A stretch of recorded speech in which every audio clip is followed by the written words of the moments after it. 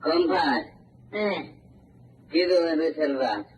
Estumulazioni proibite, salme distrutte o spostate senza autorizzazioni per far posto a nuove sepolture.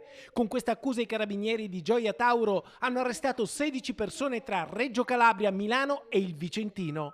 Diversi i video con cui gli investigatori hanno documentato le operazioni illecite. Un po' di belle delle impreviste per chi l'aveva, per esempio, dava bande che stavano cacciando le morti. Le operazioni illecite sarebbero avvenute nella provincia di Reggio Calabria, nascoste dietro la regolare gestione del cimitero di Cittanova, dove invece, secondo gli inquirenti, ci sarebbe stata una gestione parallela e non autorizzata rispetto a quella del comune. Complessivamente 70 gli indagati per un'indagine che è arrivata fino al Veneto, nel Vicentino. Tra le 16 persone destinatarie di ordinanze di custodia cautelare, l'ex custode del cimitero, 3 imprenditori calabresi, amministratori di 2 imprese di onoranze funebri e alcuni insospettabili medici legali dell'azienda sanitaria provinciale di Reggio Calabria che, chiamati a vigilare sulle estumulazioni e a eseguire visite necroscopiche, sarebbero stati pronti a sottoscrivere i verbali delle operazioni per come veniva loro dettato dagli appartenenti all'associazione.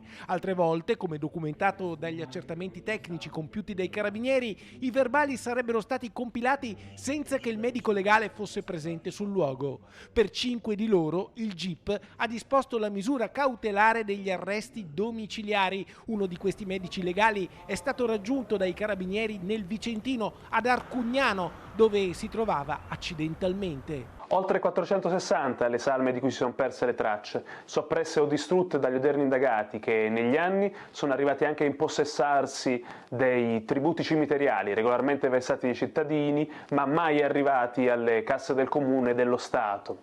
Assieme a loro altri 12 arrestati, professionisti, dipendenti pubblici che con le loro condotte o omissioni avrebbero consentito al sodalizio di acquisire la primazia in questo delicato settore dell'economia locale.